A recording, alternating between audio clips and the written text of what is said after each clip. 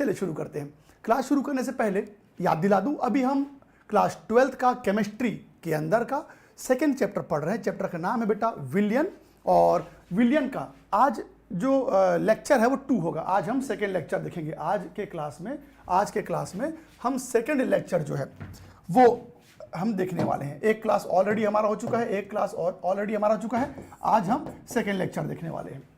अच्छा, चैप्टर बहुत बड़ा है और कई बार ऐसा हो जाता है कि कोई बच्चा बीच का क्लास मिस कर देता है और अचानक वो उसके बाद वाले क्लास में आता है। तो स्वाभाविक सी बात है, अगर आप क्लास को शुरू से अटेंड नहीं करोगे और बीच बीच में से क्लास गैप करोगे तो टॉपिक को या चैप्टर को समझने में दिक्कत होगा। तो हर दिन अब से मैं क्या करूंगा, हर दिन मैं लेक्चर शुरू करने से पहले हमेशा मैं आपको याद दिलाऊंगा कि हमने आज क्या पढ़ना है, इससे पहले क्या पढ़ लिया और आगे क्या होने वाला है, ताकि एक सीक्वेंस आपके दिमाग में बैठ जाए और ये पता चल जाए कि पूरे चैप्टर में चल क्या रहा है। तो इसीलिए मैं ये टॉपिक जो है पूरा आज लिख करके आपके लिए लाया हूं, ताकि मुझे पता रहे कि हर दिन कि मुझे आज क्या पढ़ना है, कल क्या पढ़ना है, परसों क्या पढ़ना है और अब तक क्या हो चुका है। तो हर दिन ये जो स्लाइड है मैं आपके सामने डिस्प्ले करूंगा और हर दिन बताता हुआ चलूंगा कि अब तक हमने क्या पढ़ लिया है और क्या होने वाला है। तो बेटा इस चैप्टर में, विलियन चैप्टर में, पिछले क्लास में हम लोगों ने विलेयता के बारे में पढ़ा था।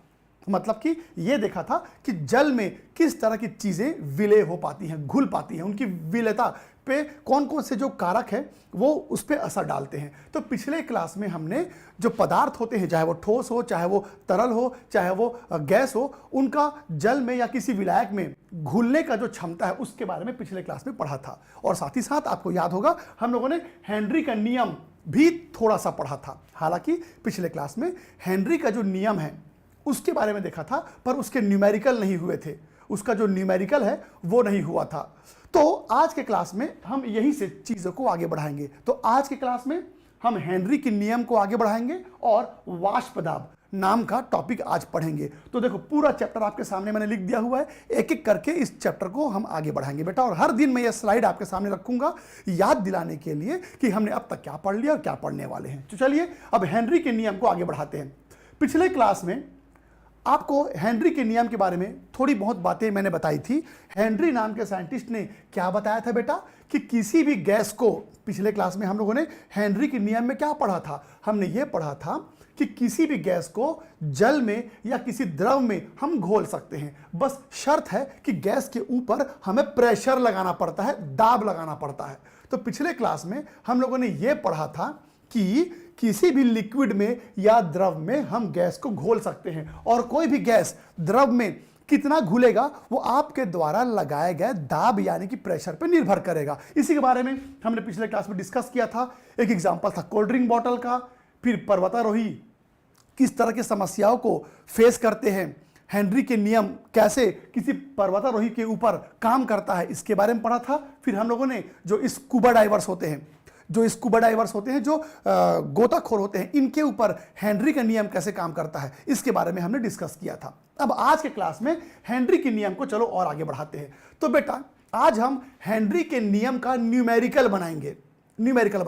तो चलिए सबसे पहले ये समझ लेते हैं कि हेनरी के नियम क्या था और अब आगे इसमें और क्या पढ़ना है। तो जरा गौर से सुनेगा बेटा, हेनरी ने क्या कहा था। हेनरी ने कहा था कि आप किसी भी लिक्विड में आप गैस को घोल सकते हो। जैसे मान लो कि मैंने यहां पर एक बर्तन ले लिया बेटा, ठीक है, और इस बर्तन के अंदर मैंने जल यानी कि वाटर ले लिया। ये देखो मैंने इसके अंदर पानी ले लिया, मैंने यहां पर वाटर ले लिया। और अब उसके बाद मैं ये चाहता हूं कि मैं किसी गैस को पानी में घोल दूं। तो हेनरी के नियम के मुताबिक किसी भी गैस को आप पानी में यानी कि जल में यानी कि वाटर में घोल सकते हो। बस शर्त यह है कि आपको प्रेशर लगाना पड़ेगा और जितना ज्यादा प्रेशर लगाओगे गैस उतना ही ज्यादा पानी में घुलेगा। तो ऊपर जो लिखा है, ये जो बता रहा हूं वही है बेटा। तो यहां पर यह बताया जा रहा है कि किसी भी तरल में या किसी भी द्रव में कोई भी गैस कितने मात्रा में घुलेगा वो लगाए गए दाब के समानुपाती होगा। लगाए गए दाब के समानुपाती होता है, यानी जितना ज्यादा प्रेशर लगाओगे गैस उतना ही ज्यादा पानी में घुलेगा। तो इसको मैं कुछ इस प्रकार से लिख सकता हूं ना कि गैस की किसी भी गैस की विलेयता, किसी भी गैस की विलेयता किस पर डिपेंड करेगा? प्रेशर के ऊपर, है ना। मैंने यहां पर क्या बताया बेटा, कोई भी गैस कितना विलय होगा, उसकी घुलनशीलता कितनी होगी, वो कितना घुलेगा, वो किस पर निर्भर करेगा? प्रेशर के ऊपर डिपेंड करेगा, प्रेशर पे डिपेंड करेगा, दाब के ऊपर डिपेंड करेगा।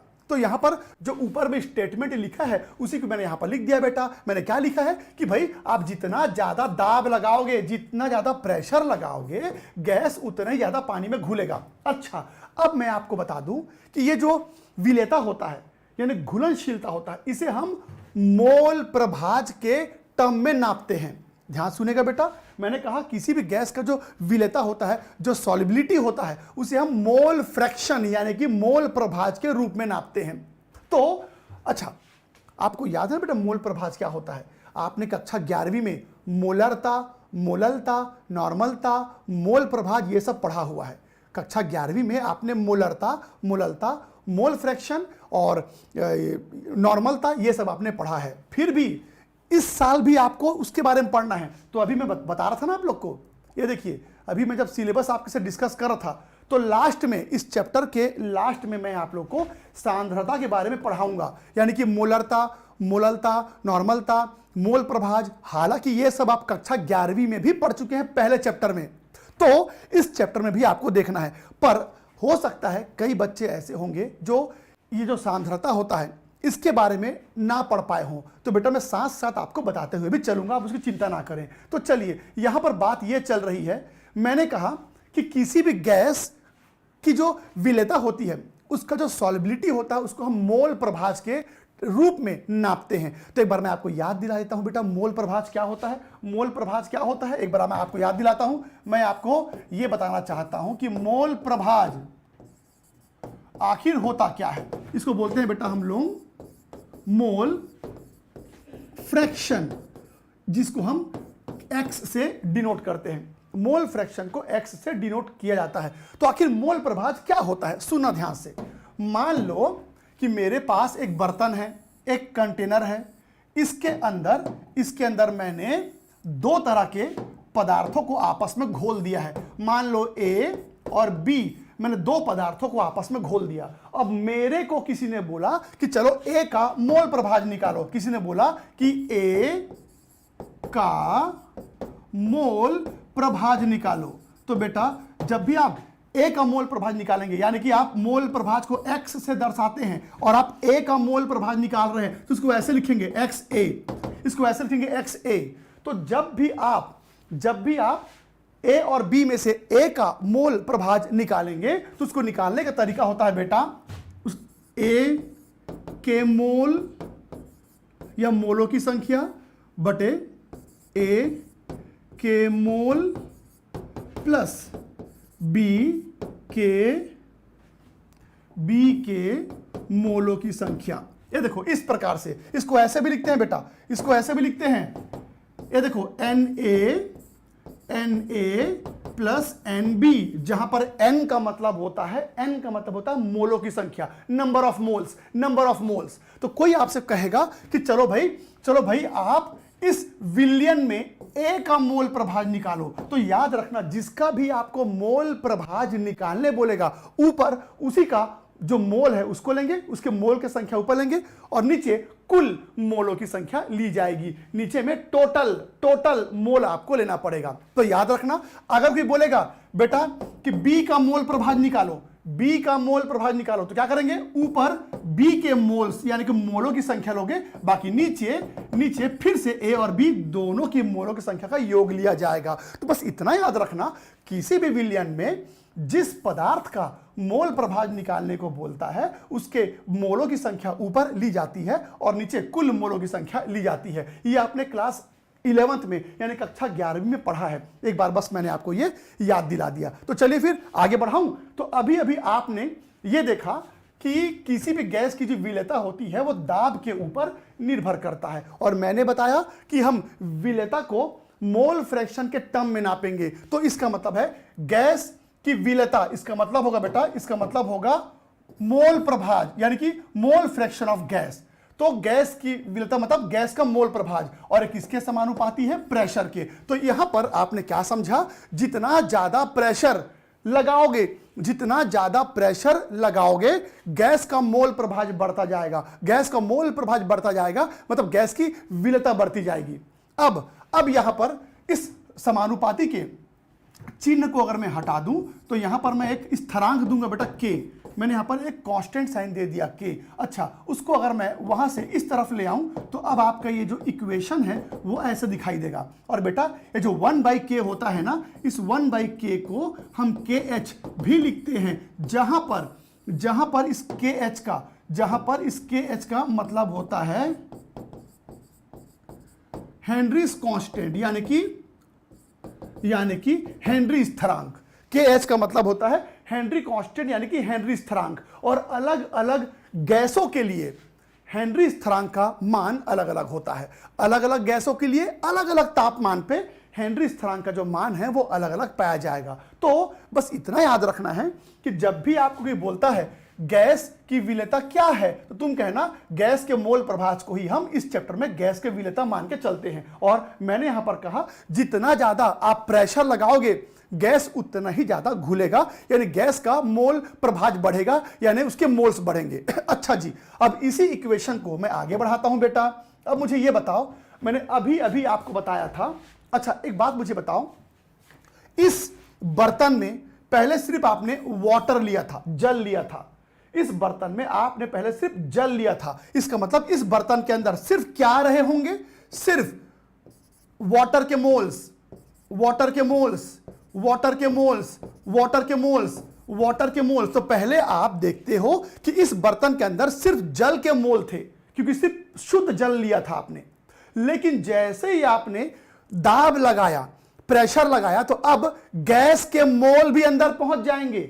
जैसे आप यहां से प्रेशर लगाओगे, दाब लगाओगे, तो अब गैस के जो मोल है वो भी अंदर पहुंच जाएंगे। ये देखो बेटा, अब गैस के मोल भी आ गए। ये देखो, number of mole of gas, number of mole of gas, gas के मोलों की संख्या, गैस के मोलों की संख्या। तो आप देख सकते हैं कि जैसे ही मैंने दाब लगाया तो गैस पानी में चला गया। और अब आप देख सकते हो कि पानी के अंदर जल के मोल भी हैं, जल के मोल भी हैं और गैस के मोल भी हैं। तो अब मैं तुमसे अगर ये पूछूंगा कि चलो बताओ xg क्या होगा, मैं आपसे पूछ रहा हूं xg क्या होगा? xg मतलब गैस का मोल प्रभाज। तो तुमसे कोई कहता है कि गैस का मोल प्रभाज क्या होगा, तो तुम कहोगे कि गैस के मोल्स प्लस जल के मोल्स, यही तो कहोगे ना बेटा, गुणा हेनरी स्थिरांक इक्वल टू P। तो अब इसी इक्वेशन को मैं ऐसे लिख सकता हूं, इसी इक्वेशन को मैं ऐसे लिखूंगा। बस मैंने क्या किया, गैस का मोल प्रभाज को मैंने इस प्रकार से लिख दिया।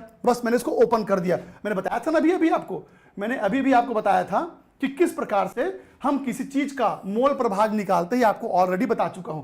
तो उस हिसाब से अगर देखा जाए तो बस मैंने गैस के मोल प्रभाज को इस प्रकार से लिख दिया। अब एक बहुत इंपॉर्टेंट बात ध्यान से सुनिएगा कि हेनरी नाम के साइंटिस्ट ने यह तो कह दिया कि प्रेशर लगाने से गैस जल में घुल जाता है। हेनरी ने यह तो कह दिया कि दाब लगाने से गैस पानी में घुल जाता है। पर याद रखना बेटा, बहुत सारा गैस पानी में नहीं घुलता। भले ही हेनरी ने यह बोल दिया कि प्रेशर लगाने से गैस पानी में घुल जाता है, पर इसका यह मतलब नहीं कि आप बहुत सारा गैस पानी में घोल दोगे। गैस पानी में घुलता तो है पर बहुत ज्यादा नहीं। अब आप कहेंगे कि सर आप तो कह रहे हो कि प्रेशर जितना ज्यादा होगा गैस उतना ही ज्यादा घुलेगा। तो फिर ऐसे में अगर मैं प्रेशर बढ़ाता जाऊं तो ऐसे में तो बहुत सारे गैस पानी में घुल जाएंगे ना। नहीं बेटा, आप कितना भी प्रेशर लगा लो, गैस पानी में घुले जरूर, पर बहुत ज्यादा भी नहीं घुलता। मैं जरा इसका मतलब समझा दूं, जरा गौर सुनेगा। आपको पता है बेटा, आपको पता है कि 1 लीटर, क्या आपको पता है कि 1 लीटर जल में, 1 लीटर वाटर में, 1 लीटर वाटर में यानी कि जल में कुल कुल H2O के मोल्स कितने होते हैं? किसी को याद है? 1 लीटर वाटर में H2O के मोल्स कितने होते हैं? ये कक्षा 11वीं में था, फर्स्ट चैप्टर में। किसी को याद है? 1 लीटर बताइए, 18 ग्राम, 1000। मैं मोल्स पूछ रहा हूं बेटा, मोलों की संख्या पूछ रहा हूं मैं बताता हूं। 1 लीटर जल में जल के मोलों की संख्या होती है 55.5 मोल। ये आपने कक्षा 11वीं में पढ़ा है। फिर से रिपीट करता हूं। अच्छा, अभी भी कई बच्चे पूछ रहे हैं कि सर नोट्स कब तक मिलेगा? दरअसल बेटा मैंने नोट्स जो है यहाँ जो हमारे जो टेक्निकल सिस्टम जो देखते हैं जो, उनको मैंने नोट्स दे दिया है। किसी वजह से ना नोट्स जो है वो अपलोड नहीं कर पा रहे हैं या नहीं कर पाए हैं, पर आप चिंता मत कीजिए। मैं आपसे रिक्वेस्ट करता हूँ, थोड़ा सा कोऑपरेट कीजिएगा।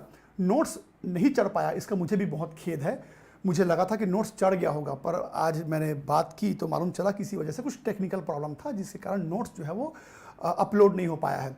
तो मैं इतना आश्वासन देता हूं कि 1 से 2 दिन के अंदर आपको पहले चैप्टर का नोट्स मिल जाएगा और इस चैप्टर का नोट्स भी आपको जल्दी मिल जाएगा। तो प्लीज़ आप पूछ रहे हैं मेरे से कि नोट्स कब मिलेगा। मुझे भी ख़राब लग रहा है कि मुझे लग रहा था कि आपको नोट्स मिल गया है, पर मुझे काफ़ी तकलीफ़ हो रही है कि अभी तक आपको नोट्स नहीं मिला है। तो थोड़ा सा सहयोग कीजिएगा।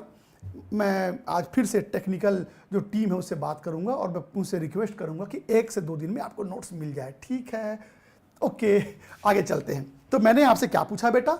मैंने आपसे पूछा कि 1 लीटर वाटर में कितने सारे जल के मोल्स होते हैं? तो आपने बोला 55.5 मोल। बेटा ये 55.5 मोल का मतलब समझते हो? 55.5 मोल का मतलब होता है 55.5। इस मोल को हटाओगे ना, मोल को हटाओगे तो ये हो जाएगा 6.022 10 के पावर में 23 H2O के अणु होंगे। अब आप कल्पना करो बेटा, अब आप कल्पना करो 1 लीटर पानी में इतने सारे H2O के अणु होते हैं।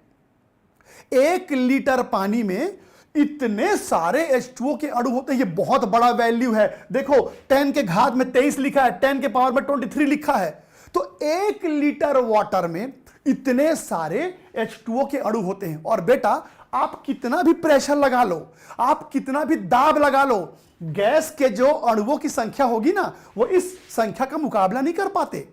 आप यहां से कितना भी प्रेशर लगा लो, गैस की जो मोलों की संख्या होगी, गैस की जो अणुओं की संख्या होगी, वो इस संख्या के मुकाबला नहीं कर पाते। मेरे कहने का मतलब है आप कितना भी प्रेशर लगा लो, गैस के जो अणुओं की जो संख्या होगी वो इस संख्या से कहीं कम होगी, बहुत कम, बहुत कम, बहुत कम। अब आप कहेंगे कि सर एक काम करते हैं, प्रेशर बढ़ाते हैं, और प्रेशर बढ़ाएंगे और प्रेशर बढ़ाएंगे, तब तो ऐसा हो सकता है ना कि गैस के मोल्स अंदर जाते जाएंगे, जाते जाएंगे, जाते जाएंगे, तो शायद एक समय ऐसा आ जाए कि गैस के मोल्स बढ़ के इसकी बराबरी कर लें। जी नहीं, अगर आप ज्यादा प्रेशर दोगे तो ये बर्तन फट जाएगा, ये कंटेनर फट जाएगा। आप दुनिया के किसी भी पदार्थ से बना हुआ आप बर्तन ले आओ बेटा, इसके बराबरी करने के लिए अगर आप दाब लगाओगे ना, वो बर्तन फट ही जाएगा। तो कुल मिला के कहानी ये है कि हम भले ही दाब बढ़ाते हैं तो घुलनशीलता बढ़ती है, पर इसका यह मतलब नहीं कि बहुत सारा गैस पानी में घोल दोगे। तो याद रखना, प्रेशर बढ़ाने से गैस पानी में घुल तो जाता है, लेकिन गैस के जो मोलों की संख्या होती है, उसके अणुओं की संख्या होती है, वो जल के अणुओं की संख्या की बराबरी नहीं कर पाती। तो मेरे कहने का यह मतलब है कि आप गैस को पानी में कितना भी घोल दो, कितना भी घोल दो बेटा, जो गैस के जो अणु होंगे ना, गैस के जो अणुओं की संख्या होगी वो जल के अणुओं की संख्या से बहुत छोटी होगी हमेशा। आप गैस को पानी में कितना भी घोल दो, गैस के जो मोल्स होंगे वो वाटर के मोल के सामने बहुत छोटा होगा। और गैस के मोल्स जल के सामने इतने छोटे होते हैं कि जल के अणुओं की संख्या के सामने उसको आप नेग्लेक्ट कर सकते हो, उसको आप नेग्लेक्ट कर सकते हो। तो अगर मैं इसको नेग्लेक्ट कर दूं, जल के अणुओं की संख्या के सामने अगर मैं गैस के अणुओं की संख्या को नेग्लेक्ट कर दूं, तो बेटा आपका जो ऊपर जो सूत्र है वो ऐसा बन जाएगा। ये देखो, अब आपका सूत्र इस प्रकार से बन गया, अब आपका जो फॉर्मूला है वो इस प्रकार से बन गया। अब चलो कहानी को और आगे बढ़ाते हैं। अच्छा बेटा ये बताओ कि यहां पर यहां पर ये जो मैंने n लिखा है, n यानी कि A का मोल, A का मोल, A का मोल, सॉरी B का मोल, B का मोल, ये जो n होता है n को हम बोलते हैं मोलों की संख्या। अब प्रश्न ये उठता है कि मोलों की संख्या निकालते कैसे हैं? मोलों की संख्या कैसे निकालते हैं? तो मोलों की संख्या निकालने का तरीका होता है बेटा, इसका तरीका होता है भार बटे अणुभार, मतलब कि वेट बटे मॉलिक्यूलर वेट, मॉलिक्यूलर वेट। इसको हम W/m भी लिखते हैं, इसको हम W/m भी लिखते हैं। तो जब भी आपको ना किसी का मोल निकालना होगा, मोल, तो कैसे निकालोगे? द्रव्यमान बटे आणविक द्रव्यमान, द्रव्यमान बटे आणविक द्रव्यमान। तो याद रखना, किसी का भी जब मोल निकालते हैं तो कैसे निकालते हैं? द्रव्यमान बटे आणविक द्रव्यमान। तो इसका मतलब है कि अगर किसी ने बोल दिया कि चलो मोल निकालो CO2 का, तो बेटा आप CO2 का पहले द्रव्यमान लोगे और उसका फिर आणविक द्रव्यमान लोगे। किसी ने पूछ दिया कि चलो बताओ 50 ग्राम CO2 में कितने मोल होंगे, तो बेटा CO2 का द्रव्यमान कितना दिया है? 50, और CO2 का आणविक द्रव्यमान कितना होता है? 44। तो इस प्रकार से आप मोलों की संख्या निकाल सकते हो। तो याद रखना, किसी का भी आपको मोल निकालना है तो इसका तरीका होता है द्रव्यमान बटे आणविक द्रव्यमान। याद रखिएगा बेटा। तो उस हिसाब से अब ये जो सूत्र है इसको आगे बढ़ाऊं। ये बताओ Ng मतलब क्या है? Ng मतलब गैस के मोल्स। और गैस के मोल्स कैसे निकालोगे? तो गैस का मोल कैसे निकलेगा? गैस का द्रव्यमान बटे गैस का आणविक द्रव्यमान, है ना। ऊपर क्या लिखा हुआ है? KH, नीचे क्या लिखा हुआ है बेटा? NW = P। तो अब यूं समझ लो कि जब भी हेनरी के नियम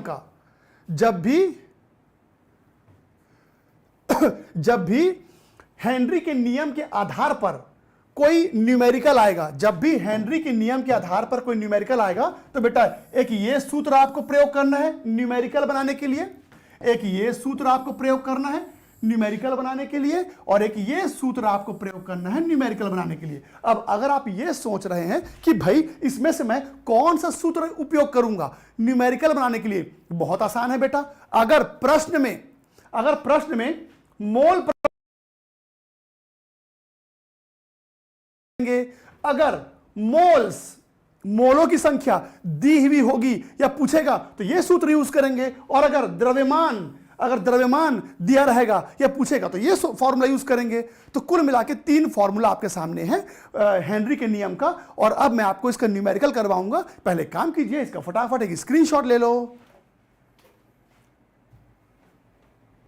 स्क्रीनशॉट ले लीजिए, फिर मैं आपको सिखाता हूं बेटा न्यूमेरिकल कैसे बनाते हैं इसका।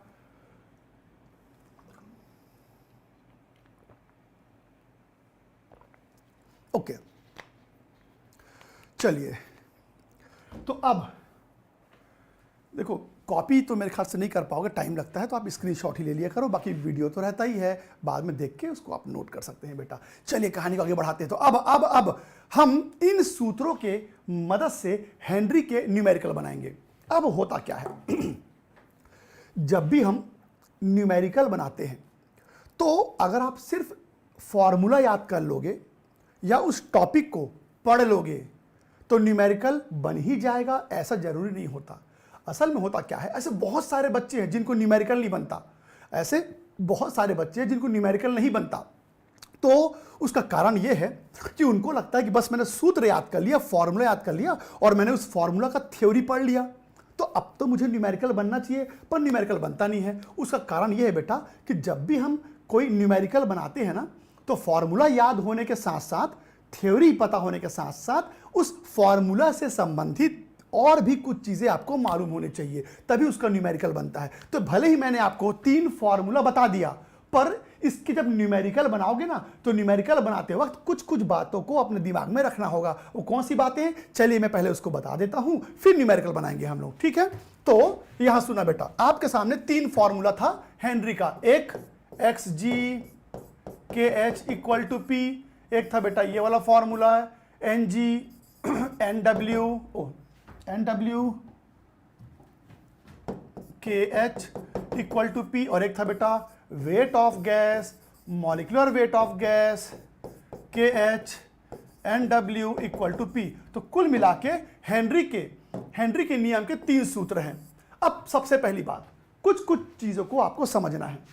सबसे पहली बात तो ये कि हर प्रश्न में NW का मान आपको लेना है 55.5 मोल्स।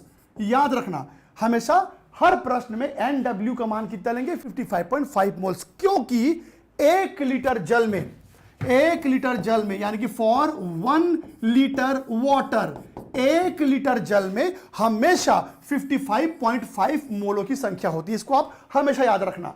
और मैंने इस बात पे जोर डाला है कि 1 लीटर पानी, तो जब भी पानी 1 लीटर होगा तभी आप 55.5 लेंगे। अगर मान लो पानी आधा लीटर हो जाए या 500 ml हो जाए तो इसका मान भी आधा हो जाएगा, इसका जो मान है वो भी आधा हो जाएगा। आगे बढ़ते हैं, तो ये आपको याद रखना है। इसके अलावा आपको और क्या याद रखना है बेटा? इसके अलावा हम बात करते हैं इकाई की, इकाई यानी कि यूनिट की। तो याद रखना, हमेशा KH और P का इकाई एक जैसा होगा। हमेशा KH और P का जो यूनिट है वो सेम रहेगा। सेम रहेगा मतलब अगर ये ATM में है तो बेटा ये भी ATM में होना चाहिए।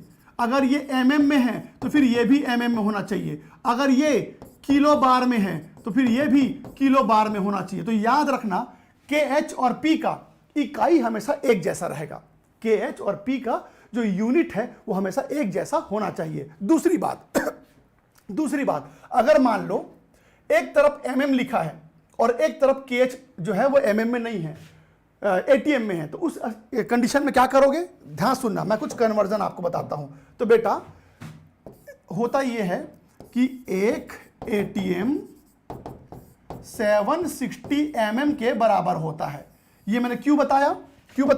हो सकता है कि KH mm में दिया हो और P ATM में दिया हो, तो आपको ये कन्वर्जन फैक्टर पता होना चाहिए। तो याद रखना mm को अगर आपको ATM में बदलना है तो क्या करना पड़ेगा? mm वाले मान के साथ 760 डिवाइड कर देंगे। तो याद रखेंगे, अगर mm में वैल्यू दिया है और आपको उसको ATM में लाना है तो mm वाले वैल्यू के साथ 760 डिवाइड कर देंगे। मैं क्यों बता रहा हूं? हो सकता है कि KH ATM में दिया है और प्रेशर का वैल्यू mm में दिया है, तो फिर ऐसे में बात नहीं बनेगी। आपको इसको भी ATM बनाना पड़ेगा, P को ATM बनाना पड़ेगा। तो P का जो भी मान दिया रहेगा उसको 760 से डिवाइड कर देना तो वो भी ATM बन जाएगा। तो याद रखना, KH और P का जो मान है वो एक जैसा होना चाहिए, उसका जो यूनिट है वो एक जैसा होना चाहिए। इसके अलावा और कुछ छोटी मोटी बातें मैं आपको बता दूं कि अगर आपके प्रश्न में कहीं पर भी बार लिखा हुआ है, बार, तो कंफ्यूज नहीं होंगे बेटा। ATM को ही बार बोलते हैं। ATM क्या है बेटा? वायुमंडलीय दाब, एटमॉस्फेरिक प्रेशर। आपको याद है ना, अभी हम कुछ क्लास पहले जब वो ये वाला एग्जांपल पढ़े थे, तो बताइए हमारे आसपास कितना हवा होता है। तो हम आसपास जो हवा होता है वो हमारे ऊपर कितना दाब लगाता है बेटा? 1 ATM। इसको 1 एटमॉस्फेरिक प्रेशर बोलते हैं, यानी कि वायुमंडलीय दाब बोलते हैं। तो ये हमेशा फिक्स रहता है, इसको वायुमंडलीय दाब बोलते हैं। हाँ जी, तो मैं ये बता रहा था कि ATM मतलब वायुमंडलीय दाब होता है, यानी कि एटमॉस्फेरिक प्रेशर होता है। तो जब भी किसी क्वेश्चन में बार लिखा हो तो कंफ्यूज नहीं होंगे, बार और ATM सेम होता है। और अगर किसी प्रश्न में टॉर लिखा हुआ है, टॉर, तो भी परेशान नहीं होंगे बेटा, टॉर और mm सेम होता है। अच्छा, mm का मतलब क्या है? mm का मतलब होता है बेटा मर्क्यूरी मीटर। हाँ, ये मर्क्यूरी मीटर वो उसका इकाई है उसका।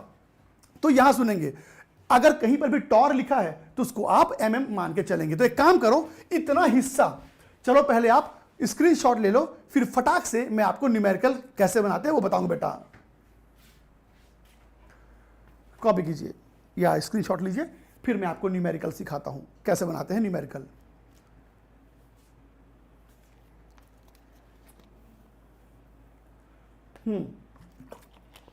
ओके, हाँ जी, तो बस इतना याद रखना, आपके पास 3 सूत्र हैं।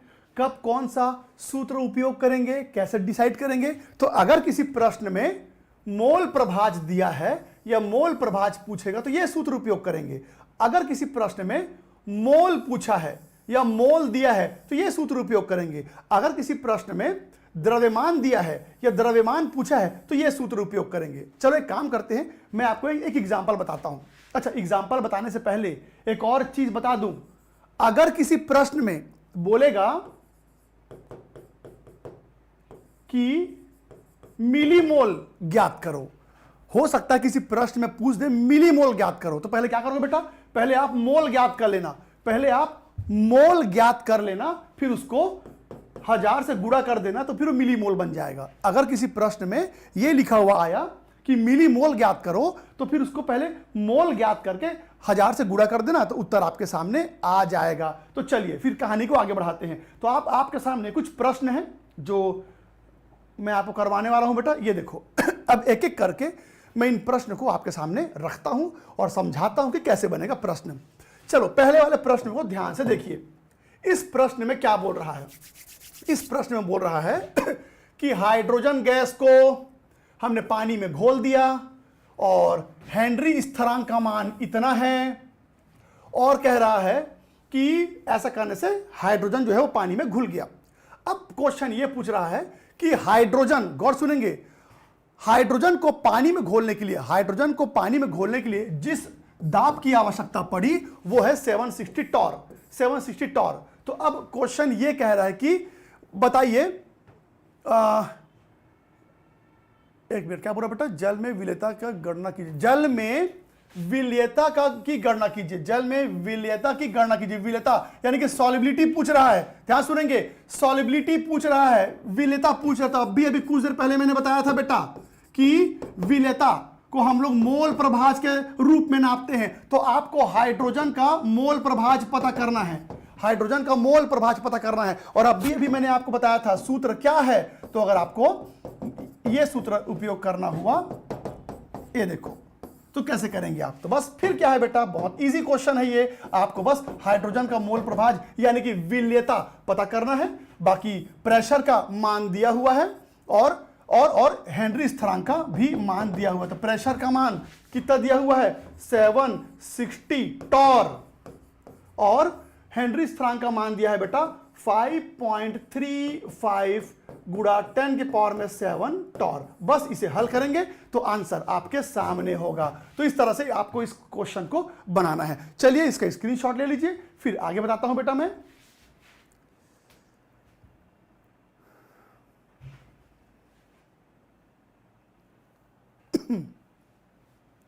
चलिए आगे बढ़ते हैं अगले प्रश्न के तरफ। अब अगला प्रश्न देखो। अब अगले प्रश्न में क्या बोला है बेटा, देख लेते हैं। इस बार नाइट्रोजन गैस को घोला गया, अच्छी बात है। किसमें घोला गया? 1 लीटर जल में। नाइट्रोजन गैस को 1 लीटर जल में घोला गया। तो चलिए बताइए N2 का मिलीमोल कितना होगा? इस बार मिलीमोल निकालना है, मिलीमोल निकालना है। और क्या बता रहा है? नाइट्रोजन को जल में घोलते वक्त कितना आंशिक दाब की आवश्यकता पड़ी, कितना प्रेशर लगाए? 0.987 बार। तो चलो बताओ फिर मिलीमोल कितनी होगी अगर स्थिरांक कितना हुआ? तो बेटा मिलीमोल पूछ रहा है, तो बताए ना कौन सा फॉर्मूला उपयोग करोगे? मोल वाला फॉर्मूला। क्या है वो? मोल ऑफ गैस यानी कि mole of nitrogen, mole of water, KH और फिर P। अब जल्दी से बताइए, आपको N2 का मोल निकालना है। NW का मान कितना लेना है? हमेशा कितना लेंगे? 55.5। क्यों 55.5 लूंगा? देखो यहां 1 लीटर लिखा है, जब भी 1 लीटर जल होगा तो NW का मान हमेशा 55.5 होगा। KH का मान कितना दिया है? 76.48। हाँ 76.48 किलो बार। आगे बढ़ते हैं। और प्रेशर का मान कितना दिया है? प्रेशर का मान दिया है बेटा 0.987 बार। अब तुम मुझे ये बताओ कि बेटा यहां लिखा है किलो बार, वहां लिखा है बार, तो भागित होगा नहीं, डिवाइड होगा नहीं। तो किलो बार को बार बना दो, किलो बार को बार बना दो। कैसे बनाओगे? ये देखो कैसे बनाओगे। तो बेटा जब भी हम किलो को हटाते हैं, जब भी हम किलो को हटाते हैं, चाहे वो किलोमीटर हो, चाहे किलोलीटर हो या किलोग्राम हो, जब भी किलो को हटाते हैं तो हम क्या करते हैं, 1000 गुणा करते हैं, तो किलो हट जाएगा, ये बार बन गया, और इस तरफ तो पहले से बार था। बस इसे हल करिए, हल करते ही क्या निकल जाएगा, नाइट्रोजन का मोल। क्या निकल जाएगा, नाइट्रोजन का मोल। पर ध्यान देना, आप अभी नाइट्रोजन का मोल निकालोगे, फिर उसको 1000 से गुणा करोगे तो क्या मिल जाएगा, मिलीमोल। क्या मिल जाएगा बेटा, मिलीमोल। तो बस आपको इस तरह से इस प्रश्न को बनाना है। सबसे पहले आप मोल निकाल लेना, 1000 से गुणा करते ही वो मिलीमोल बन जाएगा। प्लीज कॉपी कीजिए इसको या स्क्रीनशॉट लीजिए।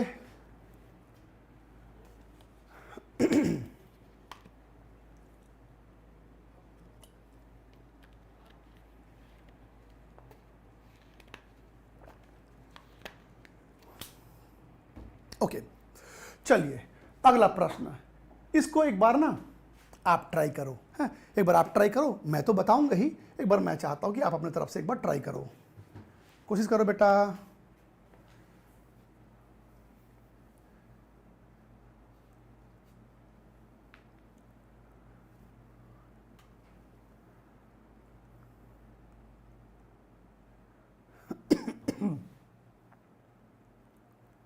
एक बार ट्राई कीजिए इस प्रश्न को।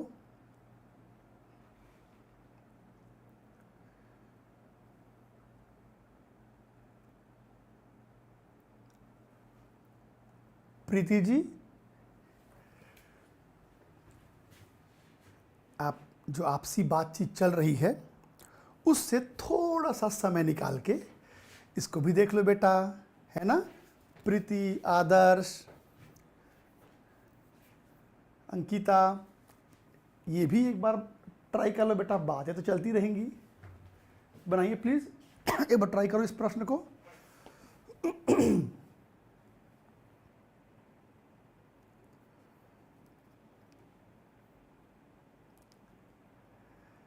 आपके कमेंट्स पढ़ने में बहुत मजा आता है, लेकिन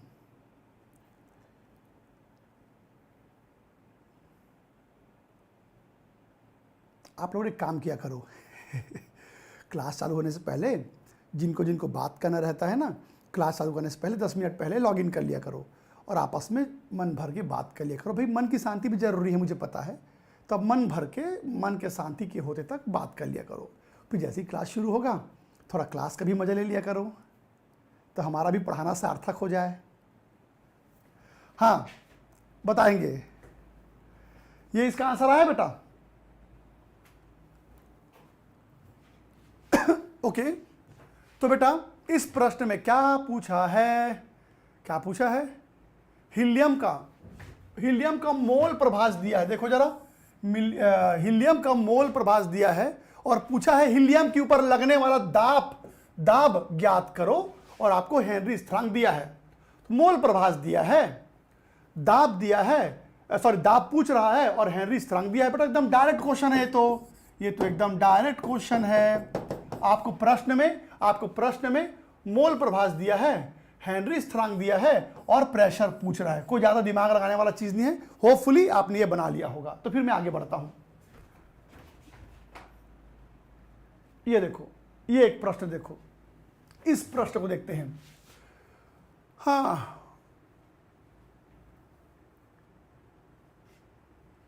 चलो एक बार ट्राई करो तो इसको, ये भी बिल्कुल आसान है।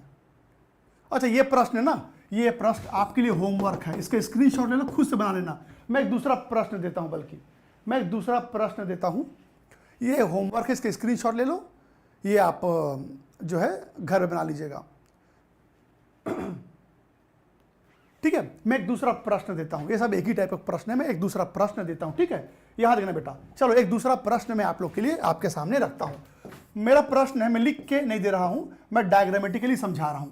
ठीक है, मान लो मेरे पास एक बर्तन है, इस बर्तन में मैंने वाटर ले लिया और इसके अंदर मैं CO2 को घोलना चाहता हूं। अब मैंने क्या किया, CO2 के ऊपर प्रेशर लगाया, CO2 के ऊपर प्रेशर लगाया। कितना प्रेशर लगाया बेटा, तो मैंने लगाया 0.25 बार, मैंने इतना प्रेशर लगाया, CO2 के ऊपर इतना प्रेशर लगाया। और हेनरी स्थिरांक का मान 2.5 10 के पावर में बार है। ये हेनरी स्थिरांक का मान है। तो चलिए आपको यह पता लगाना है कि CO2 इस जल में कितने मात्रा में घुलेगा। तो आपको मात्रा बताना है किसका, CO2 का मात्रा, यानी कि वेट ऑफ CO2 पता लगाना है। ट्राई करो बेटा, खुद से ट्राई करो इसको, एक बार खुद से ट्राई करेंगे। आपको बताना है कि 0.25 बार लगाऊंगा तो CO2 कितने मात्रा में पानी में घुलेगा। ट्राई करो, आंसर बताएंगे। प्रश्न यह है बेटा कि इतना दाब दूंगा CO2 के ऊपर तो CO2 की कितनी मात्रा पानी में घुल जाएगी, और KH का मान दिया हुआ है।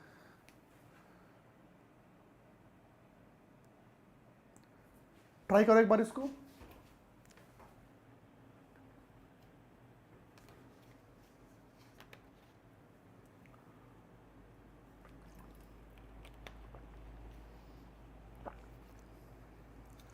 एक बार इसको बना के देखो।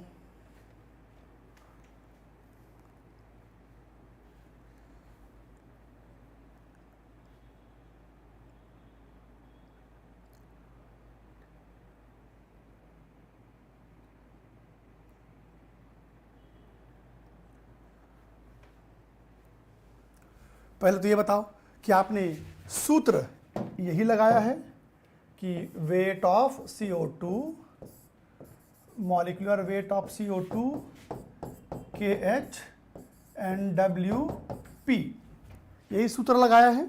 और क्या आप लोगों ने NW का मान 55.5 लिया है? क्या प्रेशर का मान 0.25 बार लिया है?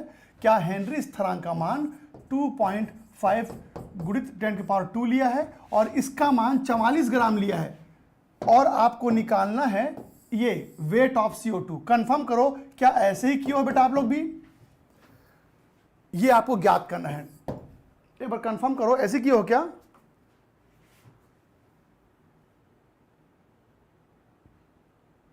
विकेश,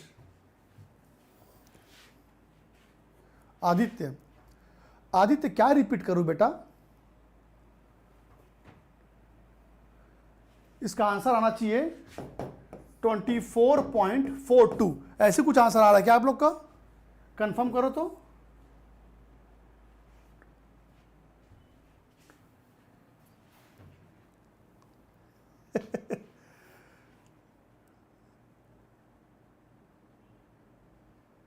हाँ आदर्श बोलो, क्या आप पूछना चाहते हो?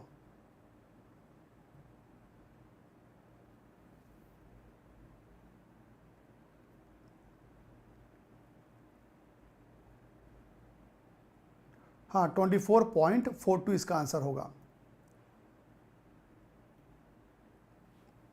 ठीक है, अब यहां सुनेंगे बेटा। अब हेनरी के नियम के बाद, दरअसल आज के क्लास में यहां पर दरअसल मुझे दो टॉपिक करवाना था, हेनरी का नियम करवाना था और वाष्प दाब।